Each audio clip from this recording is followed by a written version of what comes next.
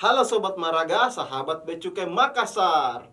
Ketemu lagi kita pada episode Basah kali ini, bincang-bincang santai. Pertama kita perkenalan diri dulu ya, supaya saya makin terkenal. Siapa tahu bisa mencalonkan sebagai bupati periode berikutnya. Nama saya Iqbal Surori, sekarang bertugas di KPPC Makassar.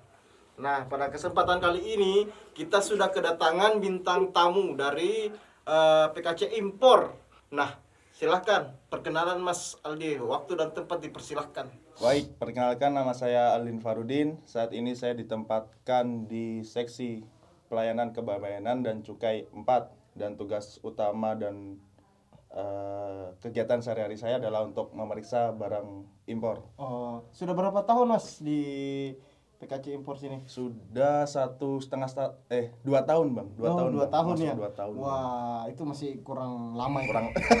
Harus, iya betul. Bener Bang. Lama. Banyak, ini masih banyak pengalaman dan pelajaran yang harus saya pelajari Pelajarin. lah, betul. Sampai sekarang pun kita ini masih tetap belajar. Benar. Pada episode kali ini kebetulan kita masih membahas salah satu nilai-nilai Kementerian Keuangan, yaitu profesionalisme yang dikaitkan dengan pemeriksaan fisik barang impor. Nah, makanya bintang tamu kali ini nih sudah pas banget orangnya. Serel mata lu, tutup saja pintu Gimana Mas Aldis? Kabarnya sehat? Sehat Bang, sehat. Oh, Alhamdulillah sehat. Di terus? tengah bulan puasa ini alhamdulillah Oh iya, masih fit, seger. Ya jangan terlalu segar juga, nanti curiga. Kenapa Bang? Habis ini Habis mungkin bucok.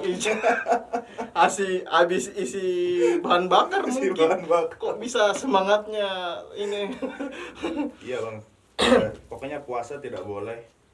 Alasan kita untuk malas. Benar Bang. Harus tetap semangat ya. Benar Bang, benar. Aslinya orang mana? Saya asli Malang Bang, Malang, Jawa Timur. Jadi perantau dong di sini. Perantau. Jadi saya setelah lulus kuliah di STAN, penempatan pertama di Makassar, dan sampai sekarang saya penempatan di sini Bang. Sudah pernah belum pulang? pindah-pindah. Sudah pernah pulang tapi? Sudah dong Bang. Jangan sampai lupa kampung. Saya kira dari penempatan awal sini belum pulang. Sudah Bang, udah. Siapa tahu di sana, di rumahnya sudah dihapus dari daftar keluarga. Waduh, jangan Bang. Bahaya dong. Terlalu lama di sini Makassar ya. Sampai dilupa sama orang tua. Kalau misalnya di bulan puasa ini, ada nggak perbedaan pemeriksaannya dengan ketika bulan-bulan biasa? Apakah harus lebih lemas atau bagaimana? Oh, secara umum nggak ada perbedaan sih Bang. Secara Tetap umum yang pelayanannya nggak ada perbedaan. sama seperti Sama. ketika tidak puasa ya? Sama, puasa tidak puasa tetap pelayanannya sama Bang. Jangan-jangan makan siang dulu sebelum pemeriksaan. Oke. Nah, kita serius sedikit nih Mas Aldi. Mode serius Bang. Mode bayaran nih. Tadi tuh model tidak dibayar. Ini kita model serius, model bayar. Jadi pertanyaan pertama Mas Aldin, apa sih itu barang impor?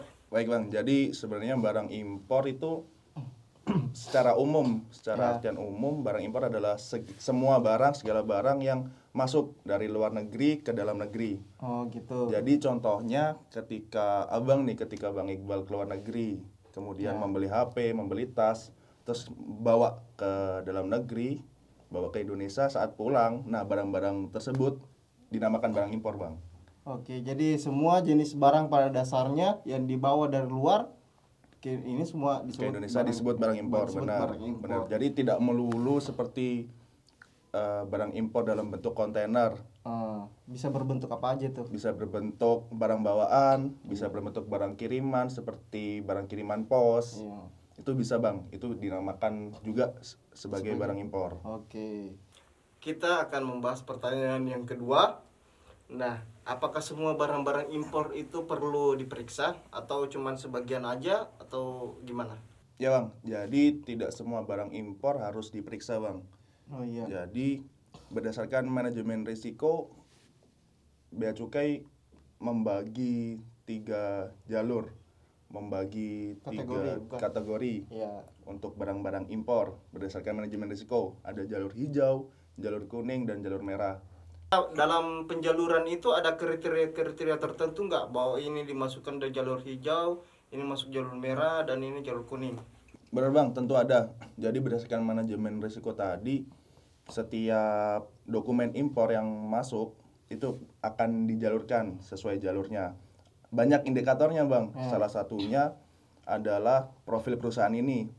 Apakah perusahaan ini sudah lama bergerak di bidang kepabeanan atau perusahaan ini baru bergerak di bidang kepabeanan. Kemudian bisa dilihat dari eh, perusahaan ini patuh nggak terhadap iya. pembayaran pajaknya, Iya. pernah kena sanksi, pernah kena pelanggaran dan sebagainya. Nah, atas jalur merah itu bang yang bakal diperiksa sama kami, sama bea cukai, barang-barang dokumen yang termasuk jalur merah. Apakah ada perbedaan kalau misalnya perusahaan si A nih sudah impor lama, sudah berkali-kali, apakah dia diberi lebih kemudahan daripada perusahaan yang baru datang begitu? Benar bang, tapi tidak menutup kemungkinan ketika perusahaan yang lama ini tadi sudah melakukan impor sudah lama, tapi nanti bisa jadi mereka bakal turun kategori, bisa jadi jalur kuning maupun jalur merah. Tidak menutup kemungkinan barang-barang mereka yang diberikan kemudahan jalur hijau bisa kena jalur merah. Oh, saya pikir sebelumnya karena perusahaannya sudah sering kali impor, kita sudah kenal ya. Tapi justru dimudahkan kemudahan. Saya pikir pertamanya gitu. Tapi tetap harus profesional dong. Benar bang. Sesuai dengan tema. Oke, pertanyaan ketiga. Nah, bisa jelaskan proses pemeriksaan fisik barang impor itu seperti apa di lapangan, Mas? Ya, jadi itu tadi bang, balik terhadap dokumen impor yang kena jalur merah. Iya. Nanti dari sistem bea cukai akan mengirim status, mengirim respon bahwa terhadap barang ini akan diperiksa nih. Nah, ketika importir sudah confirm, maka importir harus segera melaporkan kesiapan barangnya untuk diperiksa ke kantor. Nah, setelah itu dari kantor mengirim petugas, mengirim pemeriksa untuk melakukan pemeriksaan, dan di sana dilakukan pemeriksaan sesuai peraturan bang. Iya. Jadi setelah importir memberitahukan kesiapan barang ke kantor, maka pemeriksa bea cukai dalam hal ini biasanya saya langsung confirm dan saya langsung berangkat ke tempat penimbunan bang, tempat penimbunan kontainer. Nah, ketika sudah sampai di lapangan, apa yang dilakukan oleh pemeriksa ABC? Ya bang, jadi ketika memang sudah di lapangan dan kita dihadapkan dengan kontainer yang mau kita periksa, kita foto kontainer, kita cocokkan segel kontainer ini memang masih dalam keadaan utuh. Dalam artian memang kontainer ini tidak pernah dibuka dari pengiriman dari luar negeri sampai ke dalam negeri. Terus ketika proses pemeriksaan itu apa yang perlu diperhatikan di barangnya itu? Atau adakah nomornya kah, atau apanya kah, ciri-cirinya kah? Nah, yang perlu diperhatikan sebenarnya tugas utama dari pemeriksaan yaitu untuk membantu pemeriksa dokumen menentukan klasifikasi barang dan penetapan nilai pabeannya bang. Oh, gitu. Penetapan nilai pajaknya. Ya. Dan itu kenapa pemeriksa harus membawa packing list bang, membawa packing list daftar barang yang disampaikan oleh importir untuk nantinya kita lihat dan kita sandingkan dengan packing list, apakah barang ini lebih dari apa yang mereka beritahukan, apa barang ini kurang dari yang mereka beritahukan, apa barang ini bahkan lain jenisnya dari barang yang mereka beritahukan. Itu semua dituangkan? Itu semua dituangkan ke dalam laporan hasil pemeriksaan yang nantinya akan kita naikkan ke pemeriksa dokumen sebagai dasar mereka untuk menentukan nilai pabean tadi itu bang, dan pengklasifikasian barang. Nah, ketika misalnya ada pemeriksaan barang gitu, terus ada biasanya kan ditemani tuh. Nah, pengurusnya itu biasa nggak ngasih godaan atau apa, bilang mas gini aja mas, periksa ini aja mas. Pernah nggak? Pernah bang, pernah. Mereka berasumsi bahwa barang ini takut pecah, barang ini takut rusak, bagian sininya aja mas. Oh, dengan alasan seperti itu dengan alasan seperti itu, justru menurut saya alasan-alasan seperti itu malah membuat kami sebagai pemeriksa curiga bang. Kenapa cuma sebelah sini yang mereka minta, kenapa cuma sebelah sini yang mereka minta. Jadi pasti ditolak ya. Pasti kami tolak, Bang. Pasti Kami ditolak. tolak. Tidak ada yang tapi ya. Tidak ada tapi Oh, bongkar Oh, bongkar. 100%. 100%. 100 kontainer. Satu kontainer saja, Bang. Oh gitu. Ada biaya nggak sih yang diperlukan untuk melakukan pemeriksaan fisik? Kalau ada bisa kasih tahu dong. Waduh, nggak ada bang.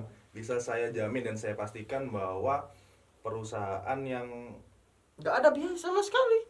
nggak ada biaya sama sekali, bang. Jadi kesana- murni free tanpa pungutan. Di surat tugas saja ya. Benar, surat tugas saja, bang. Oke, siap. Pertanyaan berikutnya, kalau misalnya ada pengguna jasa atau stakeholder yang tidak puas dengan pemeriksaan bea cukai, dia bisa lapor kemana aja tuh? Ya, jadi untuk para pengguna jasa, khususnya Sobat Maraga mungkin yang pernah melakukan importasi dan mungkin tidak puas nih sama pelayanan pemeriksa ataupun pelayanan dari kantor, maka pengguna jasa bisa mengadu, Bang, bisa mengadu atau memberikan informasi ke aplikasi Sipuma, Sistem Pengaduan Masyarakat. Bisa di Google. Nah, nanti di sana para stakeholder, para pengguna jasa bisa kasih informasi, bisa melaporkan. Apa aja yang tidak merasa Benar. pelayanan kita tidak Benar. memuaskan, langsung di sana ya. Benar Bang. Selain itu ada juga aplikasi Wise dari Kementerian Keuangan, bisa dicari di Google. Dan kemudian kalau mungkin mau lebih mudah, mungkin lewat email langsung di kantor. Emailnya yaitu ki.bcmakassar@gmail.com. Berarti tetap profesional ya, kita tidak membedakan bulan puasa maupun bulan-bulan biasa, tetap pelayanan standarnya itu sama saja. Benar Bang, benar. Dan terhadap pengguna jasa juga kita tidak membedakan apakah itu pengguna jasa yang sudah lama kah atau pengguna jasa yang baru, tetap harus sesuai dengan peraturan perundang-undangan yang berlaku. Oke nih, pertanyaan terakhir. Ada nggak tips-tips supaya tetap bugar dalam memeriksa fisik ketika di bulan puasa? Ya tentunya mungkin Ada rahasianya mungkin, siapa tahu. nggak ada Bang, kalau rahasianya nggak ada. Saya melakukan kegiatan pada umumnya Bang, Iya. pada kegiatan-kegiatan sebelumnya. Kalau makan sahur mungkin kita makan sayur, makan buah. Saya pikir sebelum pemeriksaan minum vitamin kah atau supaya kuat. Waktu sahurnya Bang, waktu sahurnya ya. benar, waktu sahurnya. Dan kemudian jangan lupa untuk selalu gerak lah. Oh. Karena saya sendiri gini Bang, ketika memang bulan puasa saya tidak gerak, maka malah kerasanya bener Bang, makin lemas, makin lapar. Cuman kalau dibuat kita gerak, dibuat kesana kemari, Jadi berarti malah jadi semangat Bang. dari rumah sebelumnya ke sini lari dong. Naik motor Bang. Oh, Naik motor. saya pikir tetap lari. Nah, itu tadi bincang-bincang kita dengan bintang tamu Mas Aldin, sudah memberikan pengalamannya ya Mas.